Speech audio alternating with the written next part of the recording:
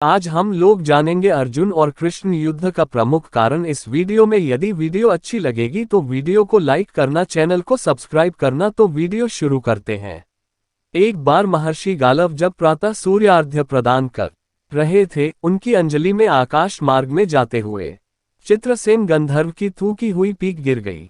मुनि को इससे बड़ा क्रोध आया। वे उसे शाप देना ही चाहते थे कि उन्हें अपने तपोनाश का ध्यान आ गया और वे रुक गए। उन्होंने जाकर भगवान श्री कृष्ण से फरियाद की, श्याम सुंदर तो ब्रह्मण्य देव ठहरे ही।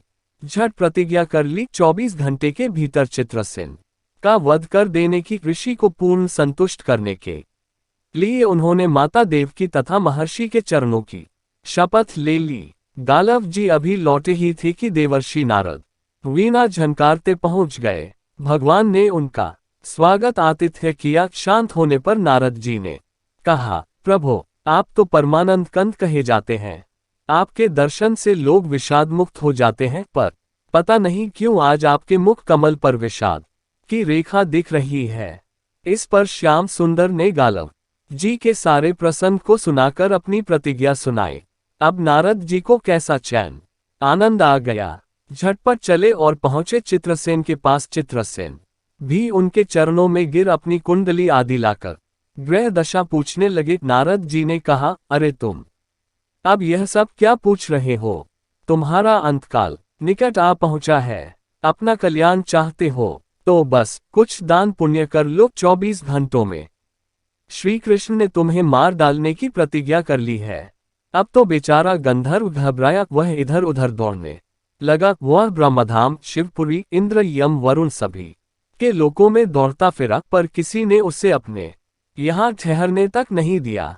श्री कृष्ण से शत्रुता कौन उधार ले? अब बेचारा गंधर्वराज अपनी रोती पीटती स्त्रियों के साथ नारद जी की ही शरण में आया।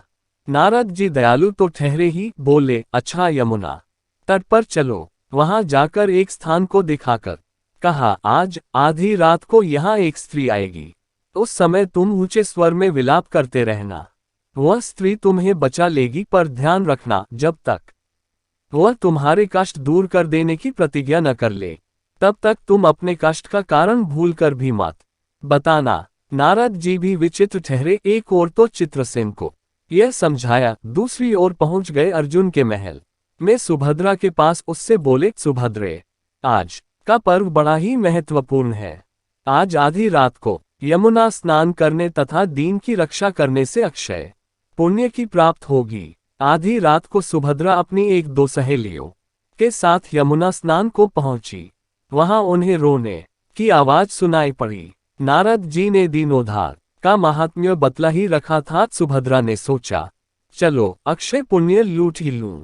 वे तुरंत उधर गईं, तो चित्रसेन रोता मिला। उन्होंने लाख पूछा, पर वह बिना प्रतिज्ञा के बतलाए ही नहीं। अंत में इनके प्रतिज्ञाबद्ध होने पर उसने स्थिति स्पष्ट की। अब तो यह सुनकर सुभद्रा बड़े धर्म संकट और असमंजस में पड़ गईं। एक ओर श्री कृष्ण की प्रतिज्ञा, वह भी ब्राह्मण के ही के लिए, दूसरी ओर अपनी प्रतिज्ञा। अंत में शरणागत त्राण का निश्चय करके वे उसे अपने साथ ले गईं। घर जाकर उन्होंने सारी परिस्थिति अर्जुन के सामने रखी। अर्जुन का चित्रसेन मित्र भी था। अर्जुन ने सुभद्रा को सांत्वना दी और कहा कि तुम्हारी प्रतिज्ञा पूरी होगी। नारद जी ने इधर जब यह सब ठीक कर लिया, तब द्वारका पहुंचे और श्री कृष्ण से कह दिया कि महाराज, अर्जुन ने चित्रसेन को आश्रय दे रखा है, इसलिए आप सोच विचार कर ही युद्ध के लिए चलें। भगवान ने कहा, नारद जी, एक बार आप मेरी ओर से अर्जुन को समझाकर लौटाने की चेष्टा करके तो देखिए। अब देवर्षि पुनः दौड़े हुए द्वारका से इंद्रप्रस्थ पहुंचे। अर्जुन ने सब सुनकर साफ कह दिया, यद्यपि मैं सब प्रकार से श्री कृष्ण की ही शरण हूं और मेरे पास केवल उन्हीं का बल है, तथापि अब तो उनके दिए हुए उपदेश शास्त्र धर्म से कभी विमुख न होने की बात पर ही दृढ़ हूं। मैं उनके बल पर ही अपनी प्रतिज्ञा की रक्षा करूंगा। प्रतिज्ञा छोड़ने में तो वे ही समर्थ हैं। दौड़कर देवर्षि अब द्वारका आए और ज्यों का त्यों अर्जुन का वृतांत कह सुनाया। अब क्या हो? युद्ध की तैयारी हुई। सभी यादव और पांडव रण क्षेत्र में पूरी सेना के साथ उपस्थित हुए। तुमुल युद्ध छिड़ गया। बड़ी घमासान लड़ाई हुई, पर कोई जीत नहीं सका। अंत में श्री कृष्ण ने सुदर्शन चक्र छोड़ा, अर्जुन ने पाशुपतास्त्र छोड़ दिया। प्रलय के लक्षण देखकर अर्जुन ने भगवान शंकर को स्मरण किया। उन्होंने दोनों शस्त्रों को मनाया। फिर वे भक्तवत्सल भगवान श्री कृष्ण के पास पहुंचे और कहने लगे, प्रभु राम सदा सेवक रुचि राखी, वेद पुराण लोक सब राखी। भक्तों की बात के आगे अपनी प्रतिज्ञा को भूल जाना तो आपका सहज स्वभाव है। इसकी तो असंख्य आवृत्तियां हुई होंगी। अब तो इस लीला को यहीं समाप्त कीजिए। हो गए। प्रभु युद्ध से विरत हो गए।